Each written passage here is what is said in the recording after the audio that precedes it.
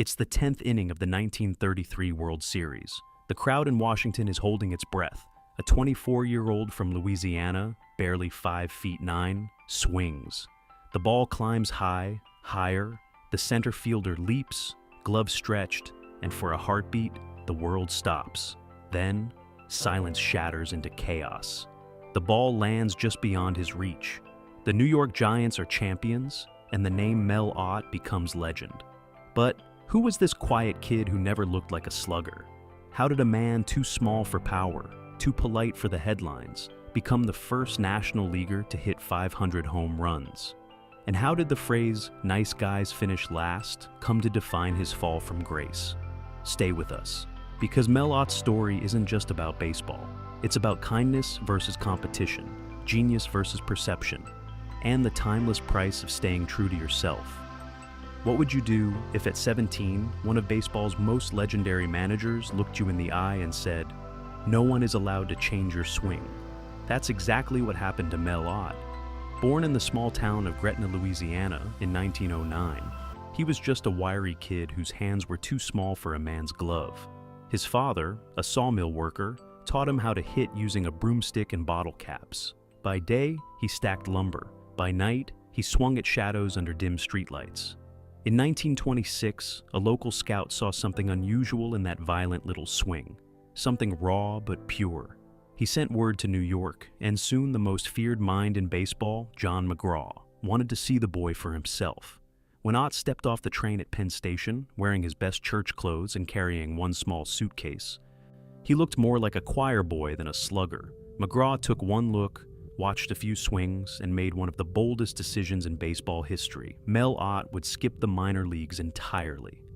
"No Bush League coach," McGraw said, "will ruin that swing." The press laughed. A 17-year-old kid, straight to the majors? In the era of giants like Ruth and Hornsby, it sounded insane. But McGraw wasn't wrong. Ott sat quietly on the bench his first year, studying every movement, every pitch, every whisper of the game. By 18, he was pinch hitting against grown men and holding his own. His journey had begun not with power or fame, but with trust. A boy from Louisiana, suddenly a New York Giant. Before there were analytics, launch angles, or exit velocity, there was Mel Ott's leg kick, a motion so strange that pitchers laughed before he even made contact. Picture this: a small man, front leg lifted high like a dancer, body twisting backward as if to fall, then, whip, the bat came through with perfect violence. The sound wasn't thunder, it was sharper, faster, like steel slicing air. Every hitting coach in America said it was wrong, too wild, too risky. But Ott never listened, because from the moment he met John McGraw, one rule was sacred: don't touch that swing. Ott's mechanics were born from necessity. He didn't have a big man's frame, so he created torque. The leg kick stored energy, the twist unleashed it. At just 5'9" and 170 pounds, he became the original scientist of the swing, long before anyone used that term. By 1929, barely 20 years old, Ott had already hit 42 home runs and driven in 151 RBIs. The headlines read, "The boy who swings like a giant." Pitchers who mocked his motion began to fear it. Even the great Carl Hubble, his own teammate, once said, "That kid hits balls where nobody else can reach." Ott wasn't just breaking records, he was breaking physics and tradition. He turned imperfection into innovation. In an era ruled by brute force, he proved that rhythm, timing, and belief could outmatch muscle. And yet, behind that calm face, there was always pressure. Every at-bat felt like a test. Could a small man really dominate a big man's game? The answer, inning after inning, was yes. That high leg kick would become his signature, a movement captured in black and white photos, frozen mid-air, like ballet meeting artillery. Be honest, if you saw that swing today, would you bet on it working in the modern MLB? Comment your thoughts, because Mel Ott's swing wasn't just a style, it was a statement. That genius often looks wrong before it looks right. They called them Chinese home runs, short, cheap, lucky. That's what the critics said about Mel Ott's shots down the right field line at the Polo Grounds, a stadium so oddly shaped that the fence was just 258 feet from home plate. In reality, That right field was Ott's kingdom. The dimensions were quirky, yes, but so was he. And in the heart of the Great Depression, while others fought to survive, Ott was hitting baseballs into history. From 1929 to 1937, he was unstoppable. 8 straight seasons with over 100 RBIs, 6-time National League home run leader, and the youngest ever to hit for the cycle. He wasn't just the face of the Giants, he was their heartbeat. And in 1933, that heart pulsed hardest. World Series, Game 5, extra innings. Washington's crowd roared as the Senators tried to force a Game 6. Then came Ott, calm, almost boyish, stepping into the box. The pitch rose slightly inside, his leg lifted, and crack. The ball soared to center field, high and trembling against the fall sky. Outfielder Fred Schulte leaped, glove-brushing leather, but it kept going, disappearing over the wall. Giants win. New York erupts. Mel Ott, barely 24, becomes a champion. Yet, even in glory, the whispers continued. Those short homers don't count. Try hitting in a real park. Ott never replied. He didn't argue. He just kept hitting. By the time he was 30, he had already surpassed legends like Rogers Hornsby in career homers. And he did it without ever raising his voice or seeking headlines. While others built their fame on showmanship, Ott built his on consistency, the kind that made even Ruth take notice. But there's irony here. The very stadium that made him famous also made him misunderstood. In an age obsessed with spectacle, Ott's quiet excellence didn't fit the narrative. He wasn't brash. He wasn't loud. He was simply great. And for some, that wasn't enough. In a city that worshipped noise, Mel Ott led with silence. While other stars strutted and shouted, he simply showed up. First to the park, last to leave. The kind of man who polished his own spikes and shook every usher's hand before batting practice. By the mid-1930s, he was not just the Giants' best hitter, he was their conscience. He didn't smoke, didn't drink, didn't chase the spotlight. Reporters called him Master Melvin, half teasing, half reverent. Teammates said he never cursed. Even umpires liked him. Imagine that, in New York. At a time when baseball's biggest personalities were loud and brash, Babe Ruth devouring headlines, Dizzy Dean talking in poems, Mel Ott stood apart. His leadership came not from speeches, but from steadiness. He taught younger players by example, fielding grounders until the lights dimmed, practicing his swing in the shadows of the polo grounds long after the fans had gone home. During road trips, he carried a harmonica and quietly played in hotel hallways to ease the team's nerves. One rookie once said, "You didn't want to disappoint Mr. Ott, not because he'd yell, because he never would." In a sport fueled by ego, Ott's humility was almost alien. Yet it was exactly what the Giants needed, a calm amid chaos, a reminder that grace could be powerful too. Under his quiet watch, New York remained a contender year after year, even as the Depression hardened the city. But in that very gentleness lay the seed of his future conflict.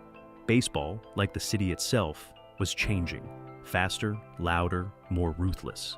And for a man who believed that dignity was strength, the coming years would test everything he stood for.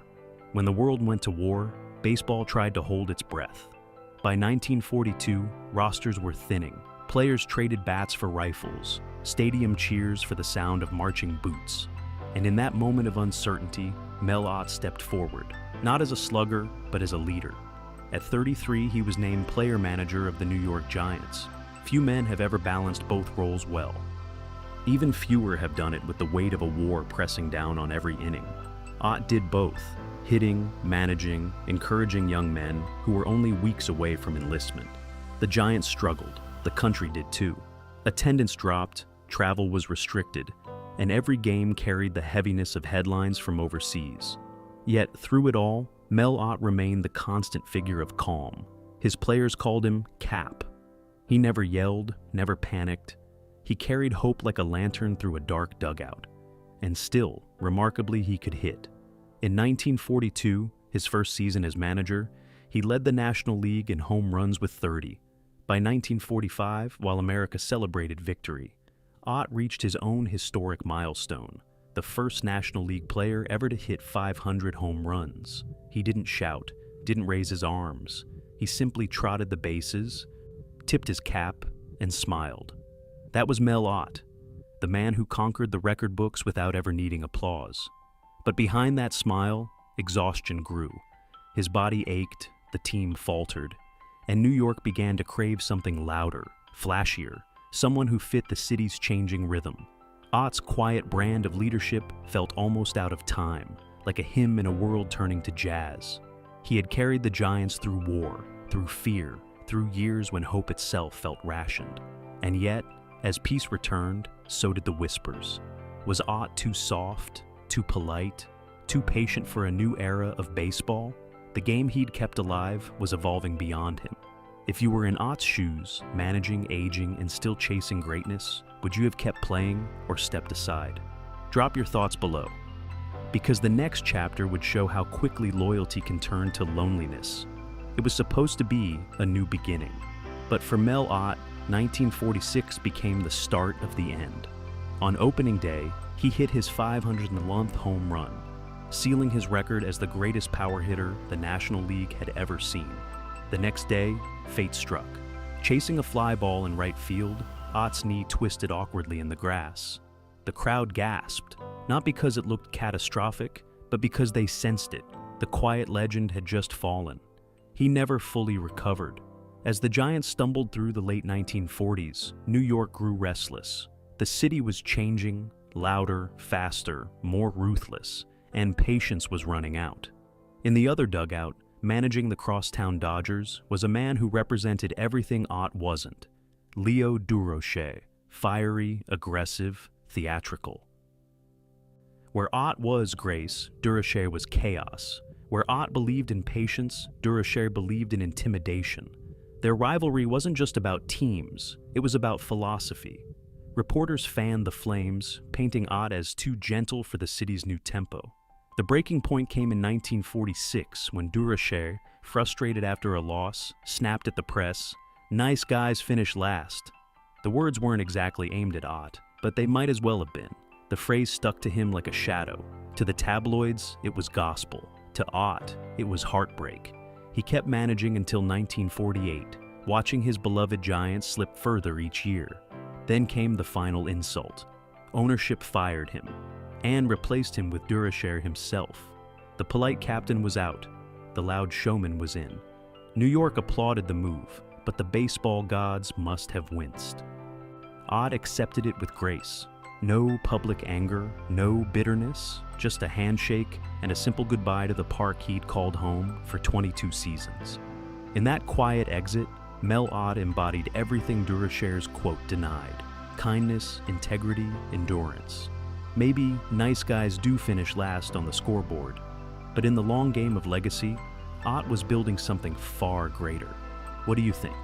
In today's world of hot takes and egos, can being nice still win?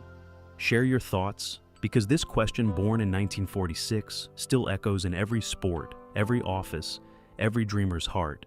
He left baseball the same way he played it, quietly, gracefully, and without complaint.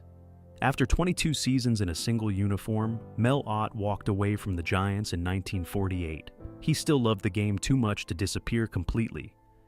So he turned to managing and mentoring in the minor leagues, teaching young hitters the same patience and rhythm that once made him great.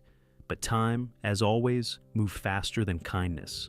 On November 21st, 1958, in Bay St. Louis, Mississippi, Ott was driving home from a dinner with friends when another car veered into his lane. The crash was brutal. He survived for a few days in a New Orleans hospital, then slipped away at just 49 years old. New York mourned quietly, like it had lost an old friend. The Giants, by then a fading dynasty, hung his number 4 forever in their rafters. The papers wrote, "The gentleman has gone." For once, even Leo Durocher was silent. Ott's record of 511 home runs stood tall for 2 decades, until a young Willie Mays finally passed him in 1966. Yet the spirit of Ott remained: the high leg kick, the compact power, the faith that discipline could outlast flash. He was, in many ways, the bridge between the old world and the modern one. between Babe Ruth's showmanship and Mays' athleticism, between noise and nuance. Today, his face appears on postage stamps, and his name graces awards, schools, and streets. But more than that, his idea lives on, that greatness isn't about volume, but consistency, that you don't have to roar to echo forever. Who in today's game reminds you of Mel Ott, quiet but unshakably great? Tell us in the comments. Because every era needs its master Melvin, someone who proves that grace and grit can still share the same swing. October 7th, 1933. The ball still hangs in the air, spinning towards center field, just beyond the reach of Fred Schulte's glove. That moment, frozen in time, is Mel Ott's eternal signature, not thunderous, not flashy, but pure. A swing that carried not only a baseball, but the quiet faith of a boy from Louisiana who believed that heart could outlast size. For more than 2 decades, he lived by that creed. He never cursed an umpire, never chased fame, never betrayed his team. And when the game finally moved on without him, he smiled because he knew something most of us forget, that greatness isn't measured in volume, but in echo. And Mel Ott's echo has never stopped. In a world that often rewards arrogance, he proved that humility can still hit the ball out of the park. Every high leg kick you see today, every undersized hitter who believes in timing over muscle, they all carry a trace of him. So, as you think back on his story, ask yourself, do nice guys really finish last? Or do they just finish differently?